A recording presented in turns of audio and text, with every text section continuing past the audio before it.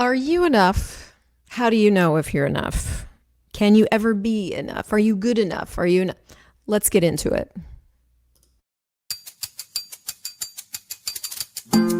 Welcome to the Crystal Crawford Show. I'm Crystal Crawford, and I invite you to a deep exploration of the tools of access consciousness and a totally different way of being.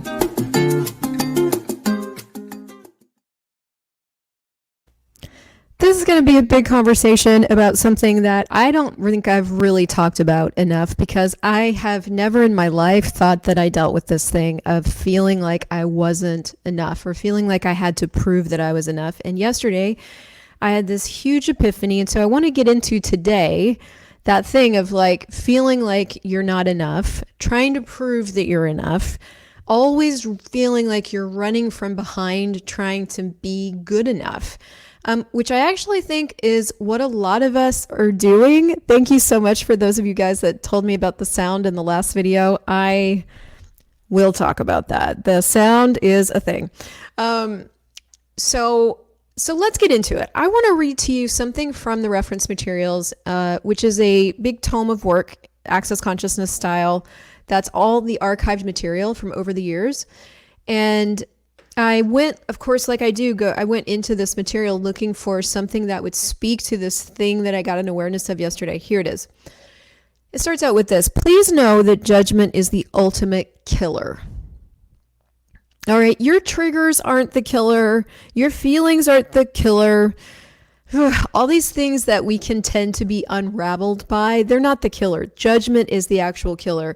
And the reason it's a killer is that as soon as you have a judgment about anything, and a judgment can be good, bad, or ugly, you literally can't see anything that doesn't match your judgment. So if your judgment is that you're never going to be enough, that no matter what you do, let me read this again. If your judgment is that you're never going to be enough, then no matter what you do, you will never see the greatness of you.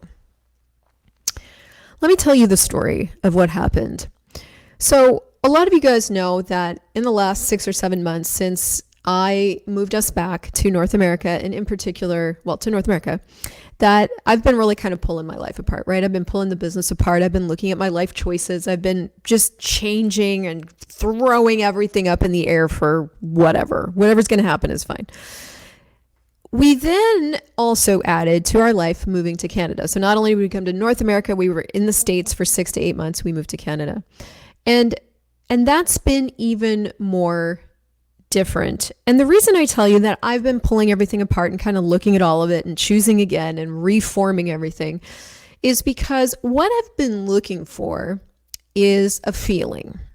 Now, I don't know if I've been this clear on it until now, but it all came out yesterday. So we are currently moved back to London, Ontario, where Andres and I started. This is where we met.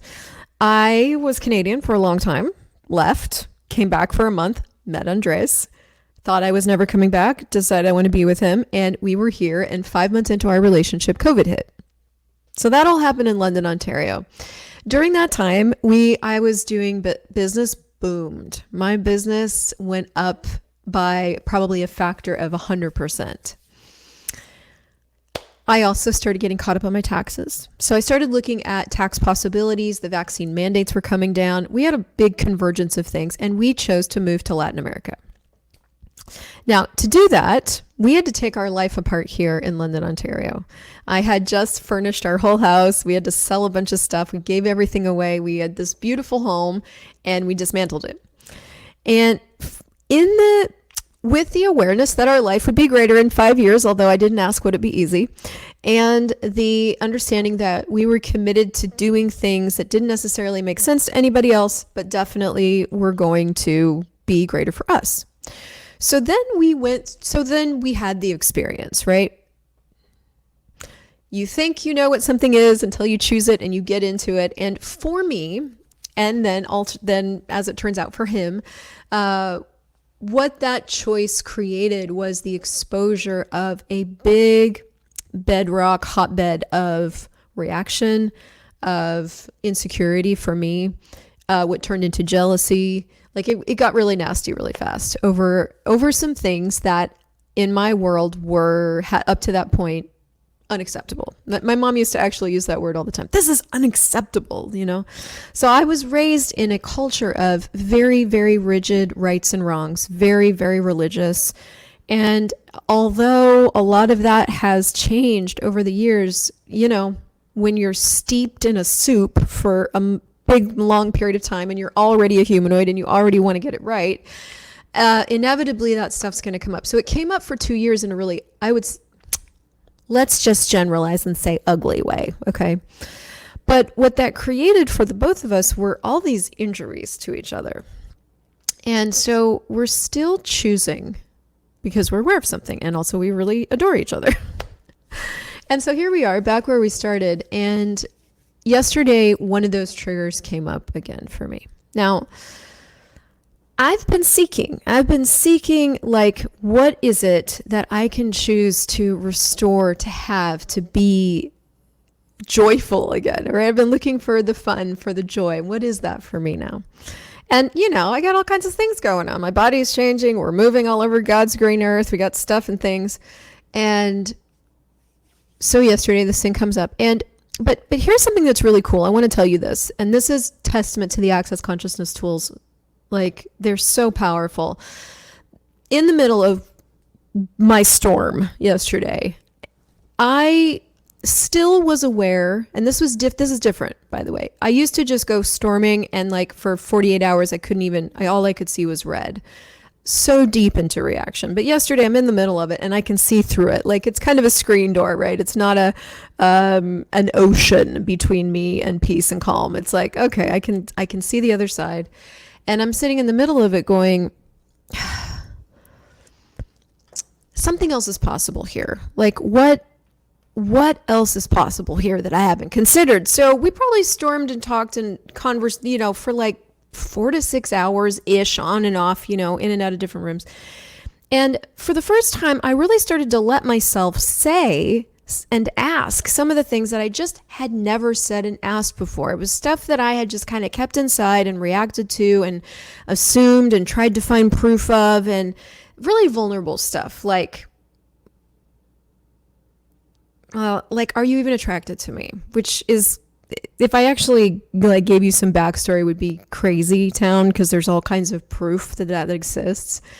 But I had some really big, vulnerable questions about me. And I could tell that in exposing them to him, that I was definitely exposing my soft underbelly, my underdeveloped belly, my the part of me that I had tried to pretend wasn't there. But I was so determined yesterday to get to what was going on, even if it meant that I had to look foolish. And so I kept going, and I kept like, you know, asking these hard questions that weren't exactly fair because things. And then all of a sudden I'm like continuing to go, because I knew I hadn't really gotten to the energy that was like right underneath, fueling everything else. Do you guys ever get there where you're like, I can't, like, this isn't it, and this isn't it, and this, and I'm like, there's still something there that I can perceive, that I can see, but I don't know what it is. And I'm talking it through, and what pops out of my mouth is, I'm just trying to be good enough for you. I want all of you to know, who are listening, that that has nothing to do with Andres. Because he's trying to do the same thing for me, number one.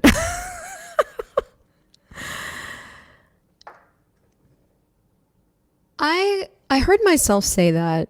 And of course, in that moment, as I'm like getting it all out and the energy's moving and I'm like tears streaming down my face, I was like, oh my gosh, little me, who's been trying to do this for a really long time. I don't know how many of my past shows you guys have watched, but I've done this for a long time. And I used to talk a lot about my mom. And she's just a totally different kind of person, and a few people have met her, and Maxwell's met her. Anyway, she's got a lot going on. One of her weapons to try to get us kids, or me, to do what she wanted me to do was to tell me that she didn't feel loved by that. I don't feel loved.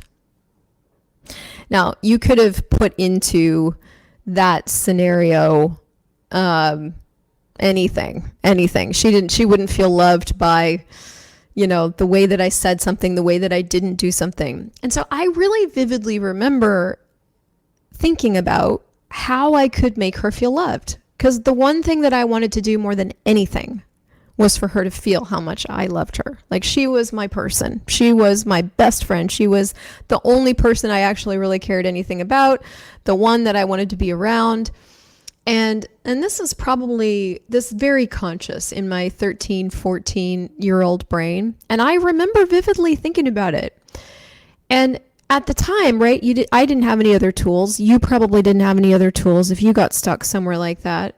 I didn't even know that I didn't know people used that kind of things as a weapon.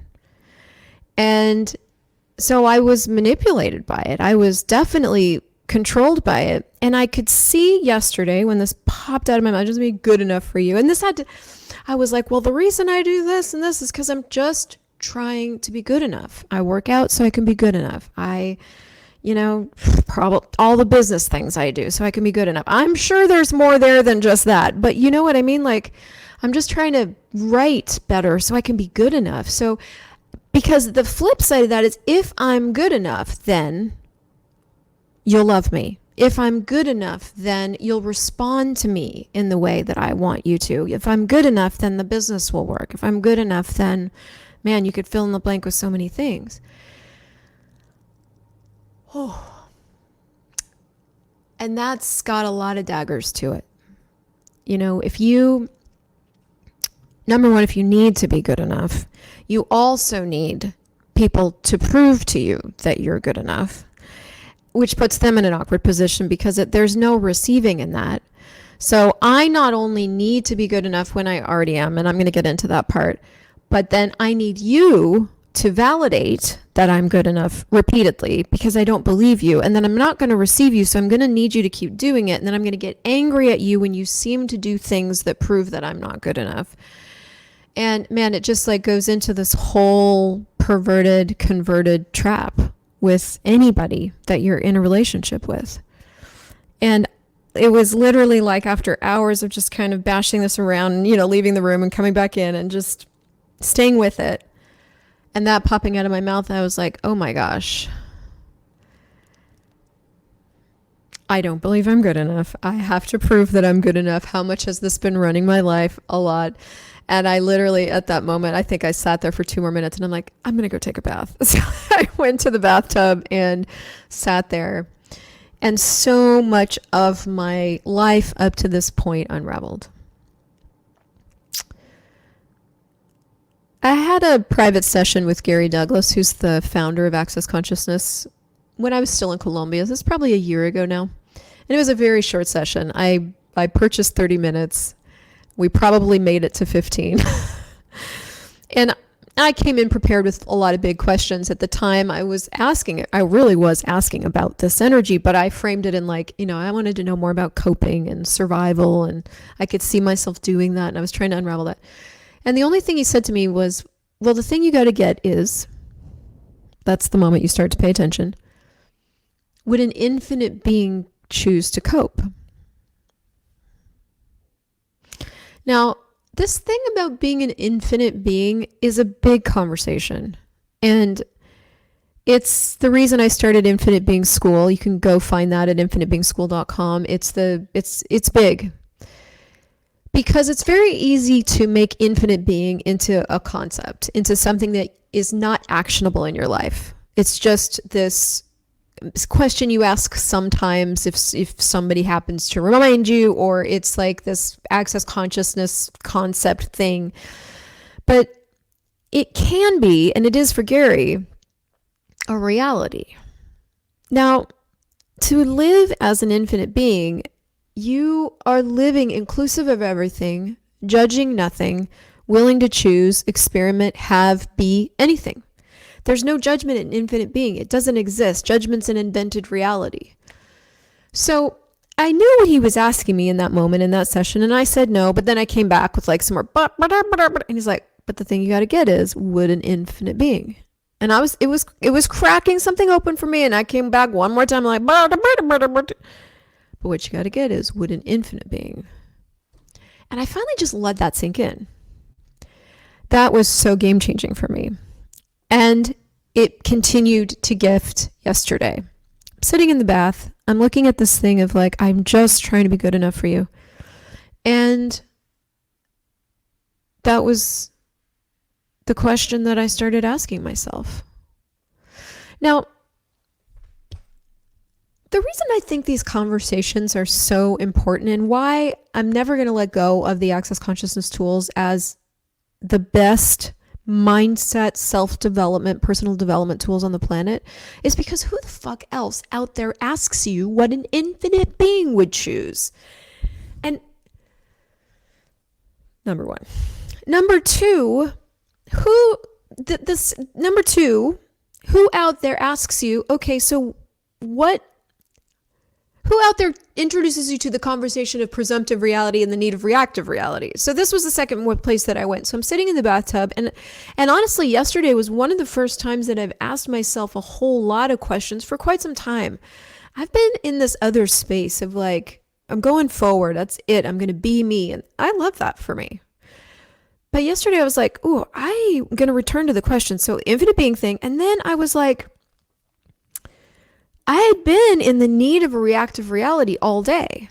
And the thing about being in a need to react is that underneath it is the bedrock that's creating the need. And that bedrock is all filled with presumptions, things that just feel like facts. So if I'm reacting, like I'm just trying to be good enough to you. First of all, can you feel the energy of that? I'm just trying to be good enough. There is so much reaction in that. So that's in and of itself a reactive reality. I'm trying to be good enough. I'm trying to be good. I'm just trying to be good enough. And listen, I can see how I've done that with all my siblings, my mom, my dad, my son, and if you've done it all the way back there, you've done it through your entire life. I've done it through my entire life. How much of what I've created as my business choices have been from, I'm just trying to be good enough. So I started to look for the bedrock, the presumptive reality. And that's the part that I'm still just getting, it's like I'm getting glimpses of it, and why I'm going to do a call series on this. If you guys want to come join the call series I'm doing, there's a link in the description. It's called Enoughness. But one of the things I knew right away was for me to be trying to be good enough, number one, I have to believe that I'm not. And I've gotten to pieces of this. This is some of these things that we're functioning from that we don't even know we're functioning from that create the way we behave on a daily basis are so woven together with everything else in our life that, you can't even tell the difference. So I've gotten to pieces of this. I remember a moment on a bathroom floor, all my great epiphanies happen in the bathroom, where I really believe that I'm not good enough. But this was a little bit different because I don't know. I could just see the presumption there that if I'm trying to be good enough, I believe that I'm not. And presumptive realities get created in those secret, young, unspoken moments where as little beings, we're just so sure that if everything was okay, that we're just so sure we're the center of the universe. And if you talk to any psychologist or you study the brain development at all, that's exactly what happens with children. As they get older, they start to feel more of a separation between them and other people. But for a really long time, and especially when we're just these little blobs of fluff just coming out, we believe we're the center of the universe. So if other people, i.e. my mom, my dad, if those other people can't receive me, if they can't be themselves, receive themselves, perceive or know, which how many parents actually do that, then if they can't be that for themselves, they're not going to be able to be it for me. So here I am, this little blob of fluff coming in, super aware, going, I'm the center of the universe, and you can't receive, be, know, or perceive. there must be something wrong with me. I'm not enough. Instantaneously. Not only that, I'm psychic. So how much was I picking up on my 21-year-old mom's point of view about parenting, about having a baby, about living, about, she went from her parents' house to university to having a baby and being married. I mean, I'm imagining she didn't feel like enough, So I'm swimming in the soup of I'm not enough. And if I was, none of this would be happening, which is absolute and total bollocks. But there it is. So these unconscious presumptive realities running our life. So here I am, almost 50 years old, still saddled with the same trigger, which isn't actually a trigger. It's my need of a reactive reality to a presumptive reality that I'm trying desperately to prove that it's not true. That's the thing. When you presume that you're not good enough, then you have to prove that you're good enough. But the thing about trying to prove that you're good enough is that you never can, because you already are, and you're not acknowledging it, and you're just fighting against what was a lie in the first place. This is so big. This is so big. So this is one of the processes that I started running yesterday for myself. I just made it up. And it's this. What refusal of infinite being am I using to create the need of being good enough am I choosing?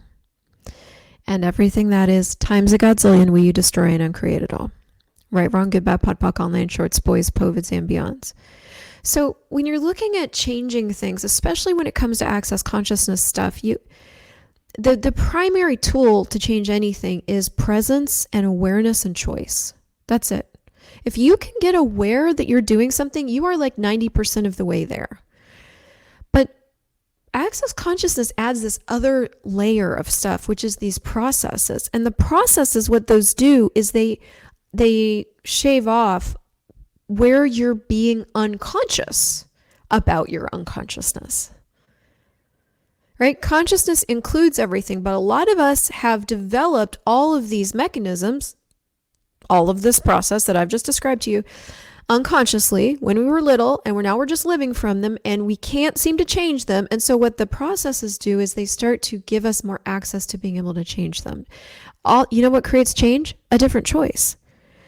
So I started running this process, and then I started asking some new questions, because I realized that I've been doing this for so long that I literally don't know what's beyond it, because I've never gone beyond it. It has become the borders by which I live. So if what I'm doing can't prove that I'm good enough, or I can't get validation that I'm good enough, I stop doing it. Or if I start getting a different response, or people are, responding differently, I stop doing that thing because I was doing it for the response. And if the response is gone, then what's the point of being alive? Whoa. I mean, I'm going to be really vulnerable here and go, do I say this out loud? I've been killing my business over this. Because I just went through 2 years where I was not myself, and I couldn't seem to get to myself. And I did a lot of great work over those 2 years. So I'm not throwing it all in the bathwater, but I can't tell you how much inside of me that I was struggling to be me. It's kind of a oxymoron. I realize that. I'm not trying to make this more dramatic, but I am telling you, so what happened, was that because I was struggling so much, I was being different, and so everything changed, right? All the social media stuff changed. I changed. Everything changed. Because I've been doing this for the validation, which I haven't wanted to admit, because it changed. I've been like, well, what's the point? I'll just do something else. Fuck it.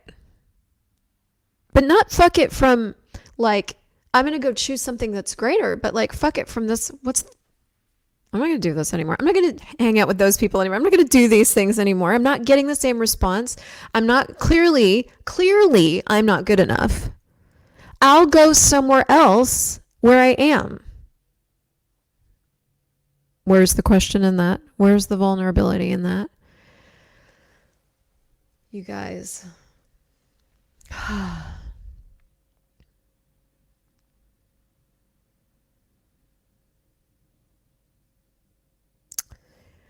I know that changing this, uncovering it, and choosing beyond it is going to transform me. It's going to transform my life and everything that comes out of me. And the reason I tell you all this is in the hopes that it contributes to maybe something that you could look at if you want. I don't know. I don't know how much courage this takes. I don't really know how much allowance this takes. Maybe this is just so far into tender territory that nobody wants to look at it. But if you do, you're invited to a call series. We're going to look at it.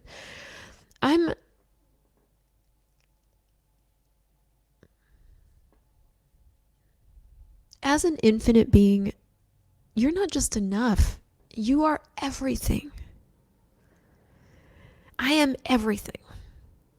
You know, this thing of if your judgment is that you're never going to be enough, which definitely, yes, me, then no matter what you do, you will never see the greatness of you.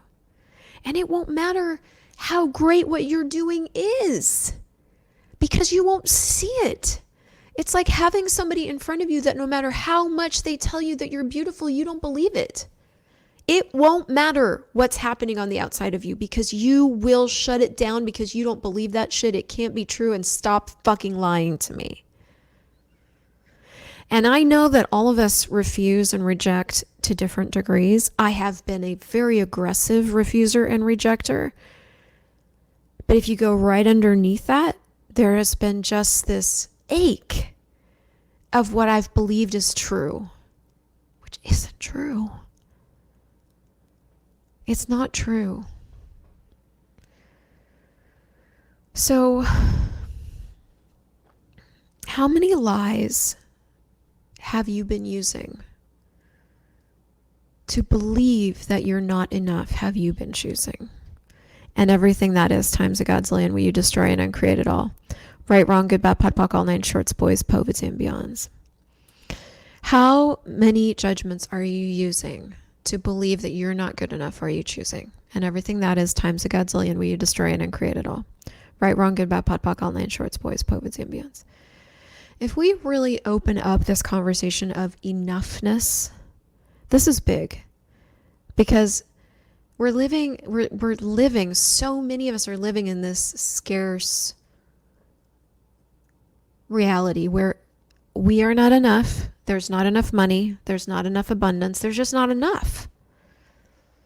And so we keep creating not enough and keep creating ourselves as not enough. When you have the point of view that you are not enough, you have to keep creating yourself as not enough. You have to create the proof of your point of view. That's how powerful points of view are. So if we don't go and look at it and get present with what we're doing, or what we suspect we're doing, if we don't start looking at the symptoms of this, and let me tell you some of the symptoms. This maybe should have been at the beginning. Some of the symptoms are getting angry at things, rejecting compliments, not acknowledging yourself, constantly berating yourself for not doing things well or good or right. Those are some of the more extreme, I guess, negative symptoms. I guess some of the others are like perfectionism. You would need to be perfect. Perfect for what reason? Needing to get it right all the time. When you get into arguments with people. That's another symptom. You get into arguments, and when you get into arguments, you have to be right. You are constantly insecure about your body, about the way you look, about, deep insecurity is a symptom. Fear is a symptom. So that this belief has a lot of symptoms, and none of them are pretty. And you have to then live your life proving. You have to prove all the time. Well, I'm not going to live the rest of my life like that. Fuck it. No. So if you want to come with me and experience some big change, please do. The link is in the description. We're going to go over 3 calls. We're going to explore this access consciousness style. We're going to run clearings. You're going to have clearing loops. We are going to have conversations. We're going to deep dive into your questions. I know no better set of tools to change something like this than access consciousness. And then after the series, you're going to have more of you.